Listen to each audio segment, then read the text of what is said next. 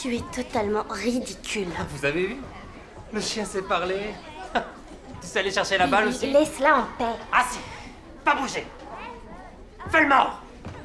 N'écoute pas mon frère, d'accord? Il est ridicule. Le chemin de la tranquillité est clairsemé d'affronts, de condamnations et de jugements parfois injustes et gratuits. Alors si nous aspirons sincèrement à la paix, nous devrions peut-être entraîner notre résilience, parce qu'une vie passée à se battre pour quémander de la considération, à se faire craindre pour obtenir du respect, ou à prier pour le châtiment de nos persécuteurs, ne nous rendra jamais heureux.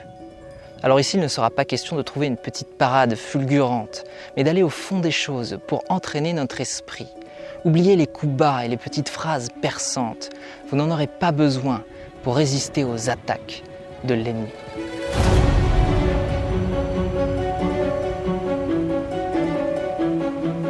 Aujourd'hui, je vous propose d'analyser 2 attitudes pour faire face au jugement.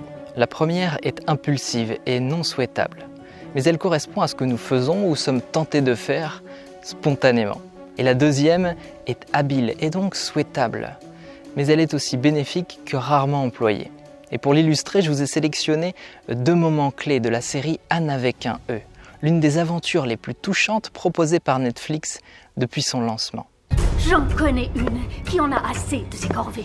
Petite voleuse, sors de là! La petite Anne a passé la majeure partie de son enfance dans un orphelinat miteux. Elle a connu la maltraitance, l'humiliation, la sévérité des adultes et l'injustice des autres enfants. Fraîchement adoptée par Marilla et son frère Matthew, elle entrevoit un avenir plus paisible. Mais son apparence singulière et ses bavardages enfantins risquent de compromettre son aspiration à la paix. En témoigne cette première rencontre avec Rachel Lynde, une relation de Marilla connue pour ses commérages et ses idées bien arrêtées. Cette première interaction est enflammée. Je la connais par cœur, Madame Cuthbert! Anne, je te présente notre voisine, Madame Rachel Lynde. Eh bien, on ne t'a pas choisi pour ton apparence, c'est une certitude. Elle est si maigre et tellement commune, Marilla. Elle n'a que la peau sur les os. Et toutes ces taches de rousseur, ses cheveux aussi roux qu'une carotte. Bonté divine. Mais avant d'écouter la réponse de la jeune fille, prenons un instant pour observer la racine du mal causé avec plus de discernement. Les pensées à haute voix de Madame Lynde viennent percuter des besoins fondamentaux implicitement nécessaires à la construction d'une relation saine. Il existe de nombreux besoins et différentes manières de les présenter, mais tous ont pour racine commune la nécessité de préserver l'intégrité de l'être. Ce qui signifie qu'à l'origine de nombreuses souffrances produites au contact des autres, il y a le besoin de préserver l'estime et le respect de soi. Et de cette racine fondamentale naît une longue liste d'autres besoins dont le mépris engendre souffrances et conflits. Parmi eux, on retrouve la considération, la confiance, le soutien, le respect et l'empathie. Or ici, Madame Lynde offre à la petite Anne leur exact opposé. Mépris, méfiance, rejet, moquerie et dureté. Et de toute évidence, cette attitude ne peut produire un climat d'échange paisible, particulièrement lorsque la personne visée manque de sagesse et de discernement. Alors voici ce que Anne a répondu. Je vous déteste. Anne, Je vous déteste, je vous déteste, je vous déteste. Anne. Comment osez-vous me juger maigre et hideuse? Comment osez-vous critiquer mes taches de rousseur et mes cheveux? Vous êtes grossière, vous n'avez pas le moindre cœur. eh bien, Aimeriez-vous entendre de tels propos à votre sujet? Aimeriez-vous entendre que vous êtes grosse et maladroite et que vous n'avez probablement pas la moindre once d'imagination? Et je n'en ai rien à faire si je vous ai blessé en le disant. J'espère vous avoir blessé à vrai dire, parce que vous m'avez blessé plus que quiconque ne m'avait jamais blessé auparavant. Jamais je ne vous pardonnerai ce que vous m'avez dit. Jamais de la vie! Anne! Reviens ici! Anne!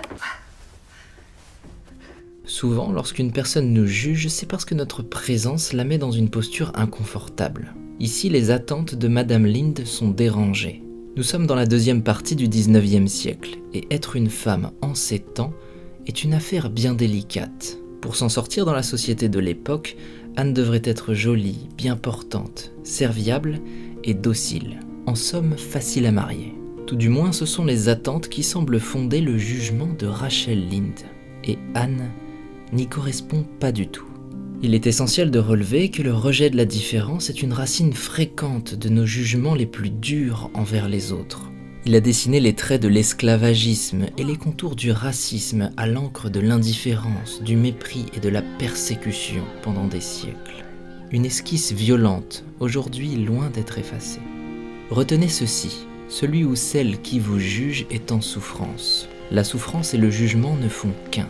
Elle prononce la douleur par les mots pour injecter son venin. Ne soyez pas naïfs en prenant la chose personnellement.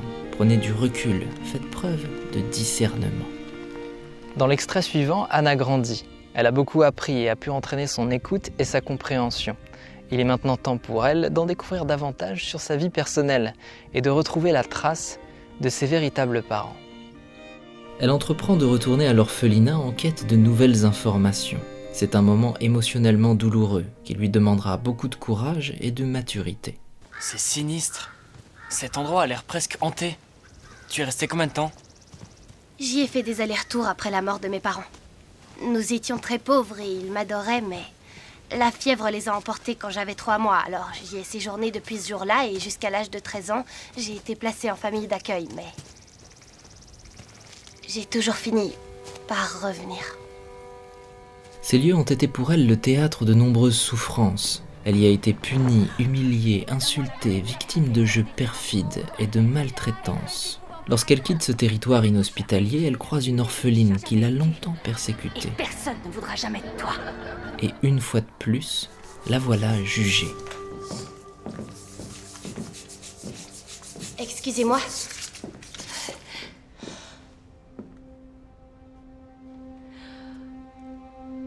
Eh bien. Si ce n'est pas la princesse Cordelia. C'est vrai alors. Tu t'en es sortie. Tu es tombée enceinte, tu viens abandonner ton rejeton. Je te demande pardon. Comment oses-tu? Tu es toute pimpante. Mais tu restes une moins que rien à l'intérieur. Une autre raison qui pousse les autres à nous juger est la volonté de projeter sur nous la violence dont ils sont eux-mêmes victimes. Ainsi, le souffre-douleur prendra les armes pour devenir à son tour le bourreau d'un être plus faible que lui, perpétuant ce jeu de souffrance. Regardez ce plan. Ici, il est facile de voir la douleur dans le regard de la jeune fille. On pourrait supposer que les mots qu'elle prononce à destination de Anne seraient semblables à ceux qu'elle aurait pu recevoir d'une autre personne. Comme si la souffrance était un objet dont nous pourrions nous débarrasser. Elle concentrerait sa douleur pour la lui donner. Mais Anne s'est assagie, elle a compris cette comédie et refuse d'y rejouer. Voici ce qu'elle répond. Je suis désolée que tu sois encore là. Je travaille ici. Je ne suis pas encore ici, je suis payée pour être ici. Ne va pas croire que... Durant son enfance, Anne a été jugée injustement de nombreuses fois. La série est remplie de moments douloureux traversés par la jeune fille de manière plus ou moins habile. Mais cet extrait a retenu mon attention pour 3 raisons. Premièrement, Anne adopte une posture d'écoute profonde. Elle est certes surprise par cette attaque soudaine, ce qui résonne comme un rappel qu'on ne peut s'habituer à la méchanceté. Mais l'expression de son visage nous montre que cette fois-ci, le jugement ne l'affecte pas. Plutôt que de porter son attention sur ce qui est dit, elle entend la souffrance cachée derrière les mots et se met en empathie avec son interlocuteur. Ce qui signifie qu'elle mesure l'intensité de ce que la jeune fille est en train de vivre. Sans être affectée, elle est capable d'éprouver de la compassion pour elle.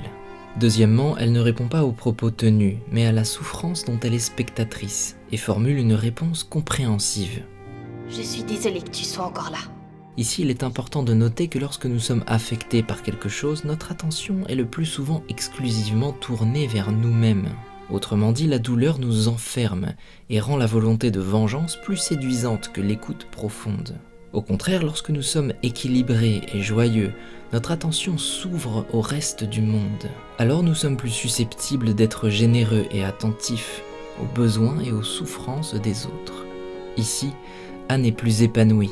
Son chemin de vie est en train de faire d'elle une femme mesurée et stable.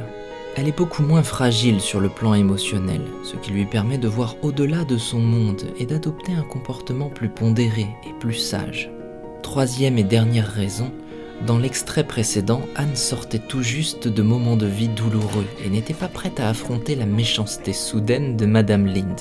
Sa réponse a été immédiate, enflammée et émotionnellement impliquée. Ici, elle est calme, tempérée et détachée. C'est cette attitude qui la préserve de la douleur et renvoie la jeune fille qui l'attaque à sa propre souffrance. Je travaille ici. Je ne suis pas encore ici, je suis payée pour être ici. Ne va pas croire que... Ne va pas croire que... Pour Anne, il ne sera pas nécessaire de prononcer un mot de plus.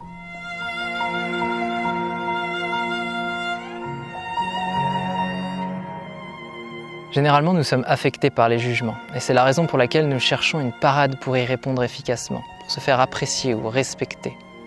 Mais une chose importante à retenir est qu'à chaque fois qu'une personne vous juge gratuitement, c'est toujours parce qu'elle est dans une forme d'insécurité émotionnelle face à vous. Et cette prise de conscience vous permet d'entraîner votre attention à observer ce qui se cache derrière les attaques. Peut-être est-ce une exigence de coller à un modèle sociétal, ou un rejet de la différence, comme Madame Lind. Ou peut-être que c'est une forme de frustration de ne pas avoir été accueillie par une famille aimante, comme la jeune orpheline. Si vous vous entraînez à observer chaque épisode de vie et à en faire une opportunité de grandir en calme et en sagesse, vous parviendrez beaucoup plus facilement à vous extraire des pièges tendus par la souffrance des autres. La plupart des jugements ne méritent pas de réponse et tous ont pour racine commune une blessure enfouie. Alors ne tombez pas dans le piège de celles et ceux qui vous dénoncent. Entraînez votre écoute et votre présence d'esprit.